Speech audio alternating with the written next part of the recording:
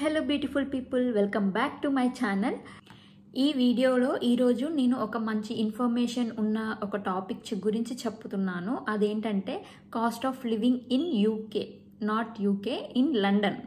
ఎందుకంటే నేను లండన్లో ఉంటున్నాను కాబట్టి నాకు ఇక్కడి గురించి మాత్రమే తెలుసు. అవుట్ ఆఫ్ ది బాక్స్ నాకు తెలీదు. మీ అందరికీ తెలుసు. సో ఏంటంటే లండన్లో అనేది కాస్ట్ ఆఫ్ లివింగ్ ఎక్కువ, చాలా ఎక్స్పెన్సివ్ ఉంటుంది అని అందరికీ తెలుసు. One of the costliest city కదా లండన్.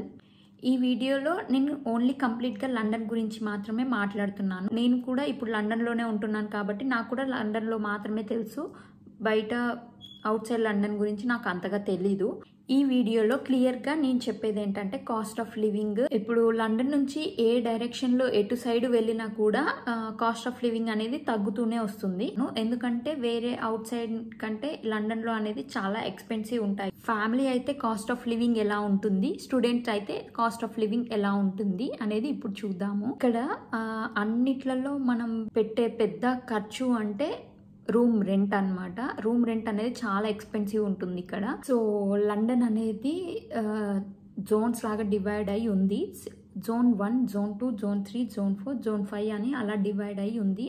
అలా అందులోనే జోన్ 1 అంటే సెంట్రల్ లండన్ అనమాట. సెంట్రల్ లండన్ అనేది చాలా కాస్ట్లీయెస్ట్ ఏరియా. అలా జోన్ 1 నుంచి జోన్ 2, జోన్ 3, జోన్ 4, జోన్ 5 అలా వెళ్తూ ఉంటే మనకి రూమ్ రెంట్స్ కూడా తగ్గుతూ ఉంటాయి. మీరు మెట్రో మ్యాప్ చూస్తుంటే ఈజీగా అర్థమైపోతుంది జోన్ ఏ ఏరియా ఏ జోన్లో ఉంది అనేది. మీకు ఇక్కడ ఎక్కడి నుంచి ఎక్కడికి ట్రావెల్ చేయాలి అన్నా కూడా ఈజీగా పబ్లిక్ ట్రాన్స్పోర్ట్ అనేది చాలా బాగుంటుంది. చిన్న చిన్న ఏరియాస్కి వెళ్ళాలన్నా కూడా పబ్లిక్ ట్రాన్స్పోర్ట్ చాలా బాగుంటుంది ఇక్కడ. మీకు ఎక్కడ ఏం అర్థం కాకపోయినా కూడా మీరు సిటీ మ్యాపర్లో చూసుకోవచ్చు. ఇది చాలామంది గూగుల్ మ్యాప్స్లో యూస్ చేసి చూసుకుంటూ ఉంటారు బస్సులు. నేను కొంతమందికి అబ్జర్వ్ చేశాను మా కాలేజ్లో. గూగుల్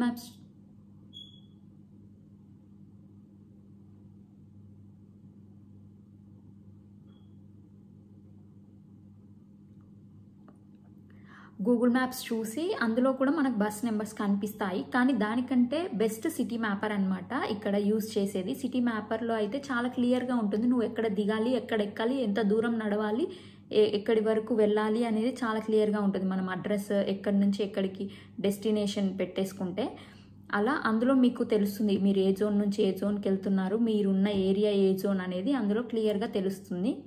మ్యాక్సిమం మన తెలుగు వాళ్ళు ఉండే ఏరియాస్ అయితే చాలానే ఉన్నాయి. ఫ్లో ఎక్కువైపోయింది కాబట్టి ప్రతి ఏరియాలో మన తెలుగు వాళ్ళు అనేది ఖచ్చితంగా కనిపిస్తున్నారు. సో మీరు చూసుకునే ఏరియాని బట్టి కూడా కాస్ట్ అనేది ఉంటుంది రూమ్ రెంట్ అనేది. మీరు సెంట్రల్ లండన్లో చూసుకున్నాము అని అంటే అక్కడ చాలా కాస్ట్లీ ఉంటుంది. లేదు మాకు తక్కువలో కావాలి అంటే కొంచెం సెంట్రల్ లండన్ నుంచి కొంచెం దూరంగా వెళ్తే చాలా తక్కువగా ఉంటుంది. అందులో కాకుండా ఇంకా అవుట్ ఆఫ్ లండన్ ఉంటే మాత్రం ఇంకా చాలా తక్కువగా ఉన్నాయి. మీరు సెంట్రల్ లండన్లో ఉండాలి అనుకుంటే ఖచ్చితంగా ఫ్లాట్కి £3000 కట్టాల్సిందే. అంతకంటే ఎక్కువ ఉండొచ్చు, కొంచెం తక్కువ కూడా ఉండొచ్చు. మ్యాక్సిమం అయితే ఎక్కువనే ఉంటాయి. సెంట్రల్ లండన్ అంటే ఇంకా అది కాస్ట్లీయెస్ట్ ఏరియా కాబట్టి ఖచ్చితంగా ఎక్కువనే ఉంటాయి. మ్యాక్సిమం రాగానే అయితే ఎవరు అంత ప్రిఫర్ చేయరు. ఇక్కడ మన తెలుగు వాళ్ళు అంత ప్రిఫర్ చేయరు.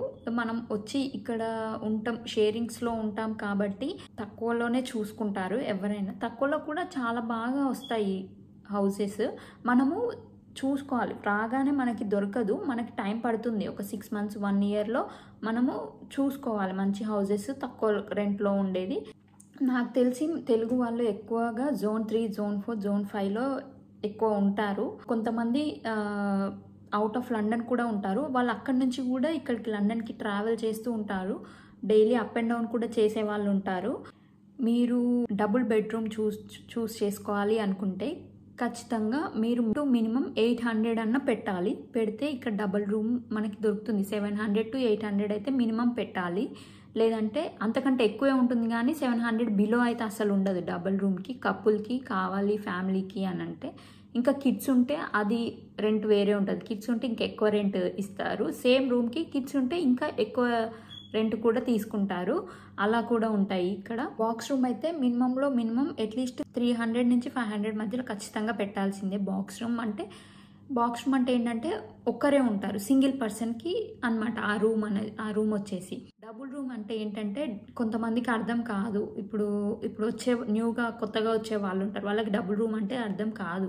డబుల్ రూమ్ అంటే ఏంటంటే మనకి కిచెన్, వాష్రూమ్ షేరింగ్ వాళ్ళతో కలిపి ఉంటుంది, ఒక బెడ్రూమ్ మాత్రం మనకి సపరేట్ ఉంటుంది, దాన్ని డబుల్ రూమ్ అంటారు. 700 అంటే 700 to 800 పౌండ్స్ పెట్టాలి అంటున్నాను కదా, మన కరెన్సీలో చెప్పాలంటే 70,000 to 80,000 ఖచ్చితంగా పెట్టాలి. ఒక కపుల్ ఇక్కడ ఉండాలంటే మినిమం 70,000 to 80,000 రెంట్ పెట్టాల్సిందే. ఇది just zone 3 to zone 5, zone 4 అలా ఉంటుంది. జోన్ 3, జోన్ 2 అయితే ఇంకా ఎక్కువ ఉంటుంది. నేను జస్ట్ యావరేజ్గా చెప్పాను. ఈ రూమ్ రెంట్స్ అనేది మీరు ఇంక్లూడింగ్ బిల్స్ తీసుకుంటేనే 700 to 800 పడుతుంది. మీరు ఎక్స్క్లూడింగ్ బిల్స్ తీసుకున్నారనుకోండి, మీకు అన్ని బిల్స్ కట్టాల్సిందే ఎవ్రీ మంత్.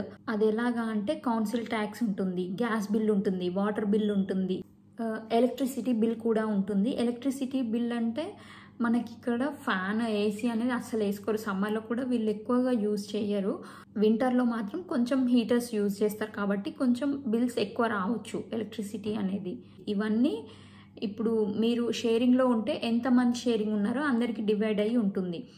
మీరు సపరేట్ ఉంటే సపరేట్గా మీరు మాత్రమే పే చేసుకోవాల్సి ఉంటుంది. చాలా ఎక్స్పెన్సివ్ అని చెప్పొచ్చు. అలా అయితే ఇంక్లూడింగ్ బిల్స్ తీసుకుంటేనే కొంచెం బెటర్. ఇప్పుడు ట్రాన్స్పోర్టేషన్ గురించి మాట్లాడుకుందాము. పబ్లిక్ ట్రాన్స్పోర్ట్ యూజ్ చేస్తే చాలా ఈజీ, చాలా ఎప్పుడు మనకు రెగ్యులర్గా బస్సెస్ ఉంటాయి, 24/7 నైట్ బస్సెస్ కూడా ఉంటాయి.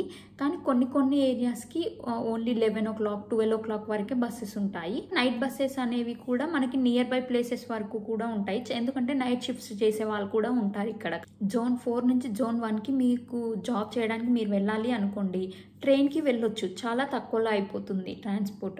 అదే మీరు కార్లో వెళ్ళాలి అనుకోండి, ఇక్కడ పెట్రోల్ కాస్ట్ కూడా తక్కువ కాబట్టి ఏం పర్లేదు. కానీ పార్కింగ్ చేయాలి అంటే పార్కింగ్కి అవర్లీ పే ఉంటుంది. మనం 1 hour పెట్టాము పార్కింగ్లో కార్ అంటే, సపోజ్ అవర్లీ 4 pounds ఉందనుకోండి, నువ్వు ఎన్ని అవర్స్ పెడితే అన్ని 4 అవర్కి 4 pounds పే చేసుకుంటూ వెళ్ళాలన్నమాట. అందుకని చెప్పేసి మనము కార్ కంటే ఎక్కువ ఇక్కడ ట్రైన్కి వెళ్ళొచ్చు. మోస్ట్లీ ఇక్కడ చాలా మంది పబ్లిక్ ట్రాన్స్పోర్టే యూజ్ చేస్తారు. పబ్లిక్ ట్రాన్స్పోర్ట్ ఎలా ఉంటుందంటే, మీరు బస్ అనుకోండి, ఇప్పుడు మీకు స్టూడెంట్ అయితే స్టూడెంట్ ఓయిస్టర్ అని కూడా ఉంటుంది, డిస్కౌంట్ ఉంటుంది, చాలా డిస్కౌంట్ ఉంటుంది స్టూడెంట్స్కి అయితే. అది మీరు వీక్లీ చేసుకోవచ్చు, మంత్లీ రీఛార్జ్ చేసుకోవచ్చు. మనకి ఆఫర్ చాలా తక్కువ ప్రైస్కి పాస్ అనేది వస్తుంది. చెప్పాలంటే మనకి బస్ పాస్ లాగా అనమాట. ఇండియాలో మనకి బస్ పాస్ లాగా. ఇప్పుడు ఆ ఓయిస్టర్ ఇప్పుడు సపోజ్ 1 monthకి మనం జోన్ 4 నుంచి జోన్ 1కి చేసుకున్నాం అనుకోండి, జోన్ 1 to 4 రీఛార్జ్ చేసుకున్నాం అనుకోండి, జోన్ 1 to 4 మాత్రమే ట్రైన్స్కి మాత్రమే పనిచేస్తుంది.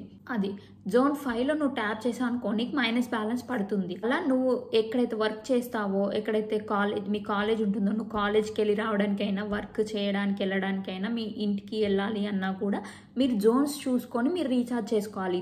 జోన్స్ని బట్టి రీఛార్జ్ కాస్ట్ అనేది బేస్ చేసుకొని ఉంటుంది. బస్సెస్కి మాత్రం నువ్వు లండన్లో ఎక్కడ ఏ బస్సెస్ ఎక్కినా, ఏ టైంకి ఎక్కినా కూడా ఆ 1 month మొత్తం నువ్వు ఫ్రీగానే ట్యాప్ చేసి తిరగొచ్చు అనమాట. నార్మల్గా ట్యాప్ చేస్తే ఫస్ట్ టైం నువ్వు ఏ కార్డ్తో అయితే ట్యాప్ చేస్తావో అదే కార్డు 1 hour లోపు నువ్వు ఎన్ని బస్సెస్ అయినా ఎక్కొచ్చు దిగొచ్చు. ఎన్ని బస్సెస్ ఎక్కి ట్యాప్ చేసినా నీకు ఎక్స్ట్రా ఛార్జ్ అనేది పడదు. 1 hour దాటితే నెక్స్ట్ బస్ ట్యాప్ చేసావు అనుకో, 1 hour తర్వాత నీకు ఎక్స్ట్రా మళ్ళీ పడుతుంది. 1.75 ఉన్నది మళ్ళీ ప్లస్ 1.75 ఎక్స్ట్రా ఛార్జ్ అవుతుంది 1 hour తర్వాత నువ్వు ట్యాప్ చేసి. రెగ్యులర్గా ట్రావెల్ చేసే వాళ్ళైతే ఓయిస్టర్ ఖచ్చితంగా తీసుకుంటారు. అది తీసుకోవడం చాలా బెనిఫిట్. ఇప్పుడు ట్రాన్స్పోర్టేషన్కి 1 monthకి వచ్చేసి దగ్గర ఇప్పుడు జోన్ని బట్టి ఉంటుంది. నేను ఫస్ట్లో జోన్ 1లో ఉండేదాన్ని, నేను జోన్ 4కి వెళ్ళాలి.